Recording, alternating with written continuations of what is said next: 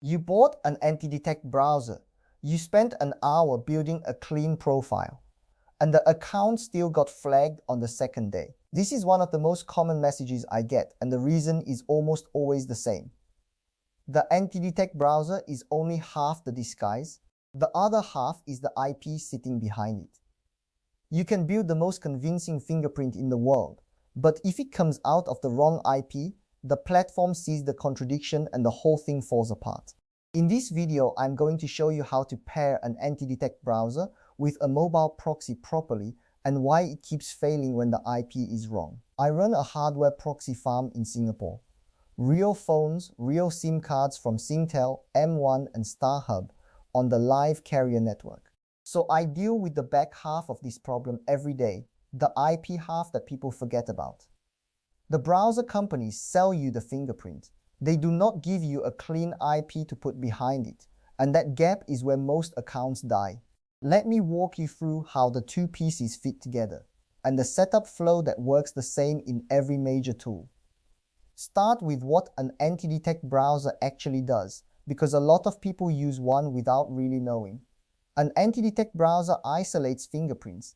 Every profile you create gets its own canvas signature, its own fonts, its own screen size, its own hardware hints, its own tie zone, and its own storage, completely sealed off from every other profile. To a website, each profile looks like a separate physical device. That is the entire trick. A normal browser leaks one consistent fingerprint across every tab, so 10 accounts in one browser look like 10 accounts on one machine. The Antidetect browser makes each account look like its own phone or its own laptop. But here is the catch, and it is the catch this whole video is about. A device has to connect from somewhere. That somewhere is the IP, and the Antidetect browser does not give you one. It builds you a beautiful fake device and then leaves the connection up to you. If you do nothing, every profile connects from your real home IP, which means all 10 of your separate looking devices come out of one single address. The fingerprints are isolated, the IP is not, and the platform links them in a second, so the IP has to match the fingerprint. This is the core idea. Say you build a perfect Singapore phone profile. Mobile screen size, mobile user agent, the right fonts, Singapore tie zone, everything correct. Then you route it through a data center proxy in another country. Now the profile contradicts itself. The fingerprint says phone in Singapore. The IP says server rack somewhere else. Those two things cannot both be true, and the platform reads both of them on every single connection. Let me be specific about why a data center IP kills a good fingerprint, because this is the part people resist. Every IP belongs to a network, and that network has an SN, basically a label that says who owns the address. Data center ranges are labeled as hosting providers and server farms. Mobile carrier ranges are labeled as Singtel, M1, StarHub. Platforms look at that label constantly. When a mobile phone fingerprint arrives from an SN that says server farm, the mismatch is the tell. It does not matter how good the canvas signature is. A phone does not live in a data center, and the platform knows it. A real mobile IP looks like an actual person on a Singapore carrier, and that is the only kind of IP that agrees with the mobile fingerprint. There is a second reason data center ranges fail, and it is worse than the SN label. Those ranges are shared and reused by thousands of people running exactly the kind of work you are running. By the time you connect, that address has very likely already been flagged by the platform you care about, sometimes weeks before you ever touched it. So you log in with a brand new clean profile, and you inherit a reputation you did not build on an IP that was already on a watch list. Your fingerprint never even gets a fair look, because the IP walked in the door already suspicious. A residential or mobile IP carries the reputation of a normal subscriber instead of the reputation of a server farm full of automation, and that difference is the whole reason the same profile passes on one IP and fails on another. Now the good news. The setup itself is simple, and it is nearly identical across the three big tools: Multilogin, GoLogin, and Dolphin Anti. The labels move around, but the flow does not. You create a new profile. You open that profile's proxy settings. You choose your protocol, HTTP or SOCKS5. You paste in 4 things: the host, the port, the username, and the password. You save it. Then you test the IP from inside the profile before you do anything else. That is the whole flow, and once you have done it, you can do it in any Antidetect browser because they all work the same way underneath. One thing worth saying about where this setting lives, because people get lost looking for it. In Multilogin, it is in the proxy section of the profile editor. In GoLogin, it is the proxy field you fill in when you create the profile. In Dolphin Anti, it is the proxy block on the new profile screen. Same setting, 3 names. If you have used one tool, you already know how to find it in the other 2. And in every one of them, the proxy is set per profile, not once for the whole browser, because the entire point is that each profile gets its own different address. Let me slow down on those 4 fields because this is where people fumble. The host is the gateway address you connect to. The port is the specific line. The username and password are your login for that line. You paste all 4 into the proxy box, and then you pick HTTP or SOCKS5. Some tools also let you paste the whole thing as a single line, all 4 fields separated by colons, which is faster but easier to get wrong. So check it passed into the right boxes before you save. For most browser work, HTTP is completely fine. SOCKS5 is a lower level protocol and a little more flexible. The one detail that actually matters here is DNS, and that brings me to the next point. If you use plain SOCKS5, your own machine can still resolve domain names locally.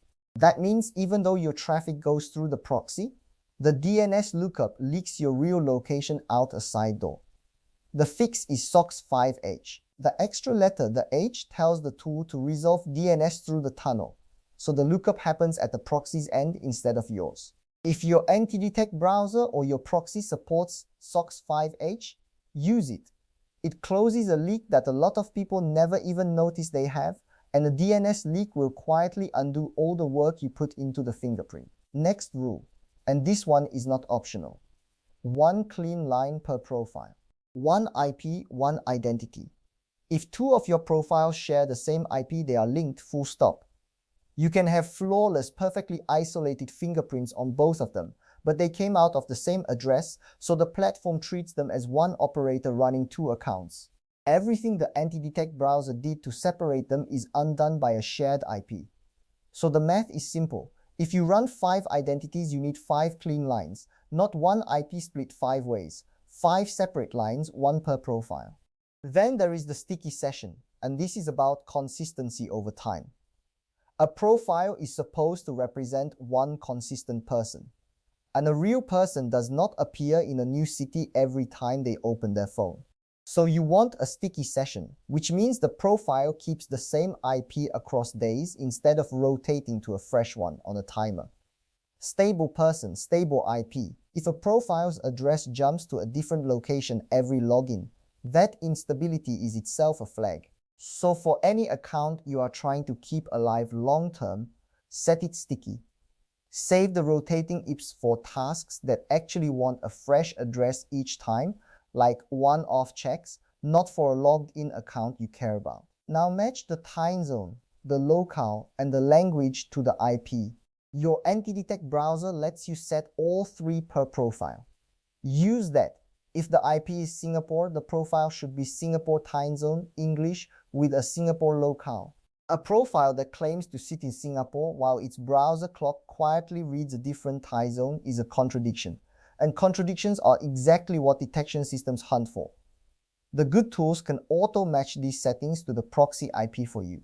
Let them do it and then double-check that it actually took, because a silent mismatch here is one of the most common ways a clean profile gets caught. Before you log into a single account, run a leak test from inside the profile. This is the step everyone skips and everyone regrets. There are 2 leaks to check. The first is WordPie.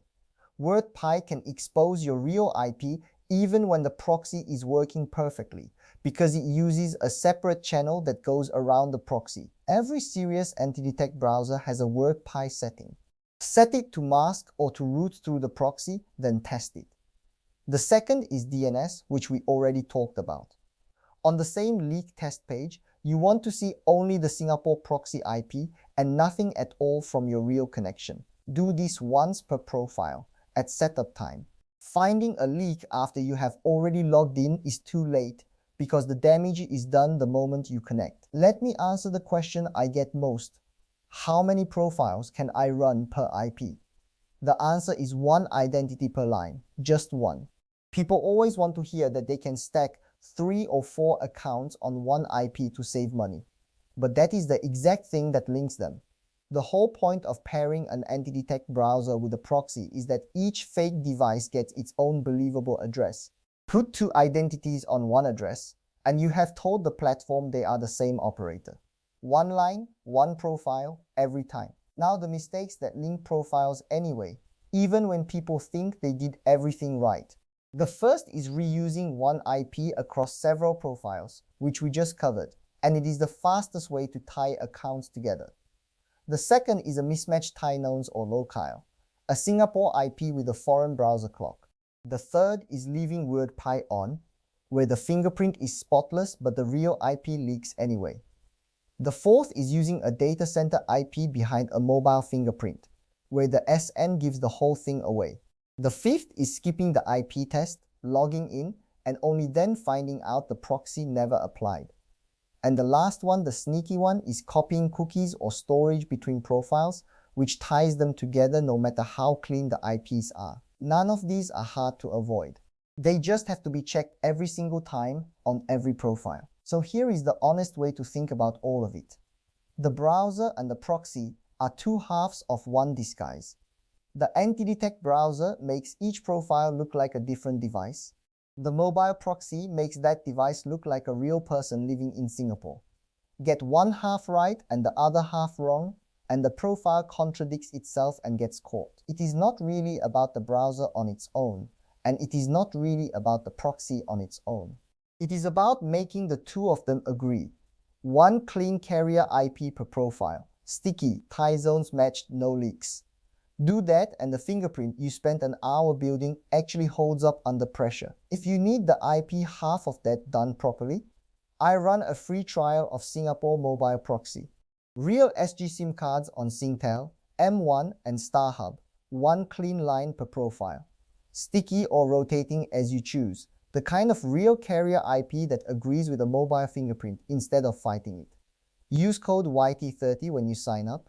The link is in the description and it goes straight to the homepage. It is the exact half of this setup that an Antidetect browser cannot give you on its own.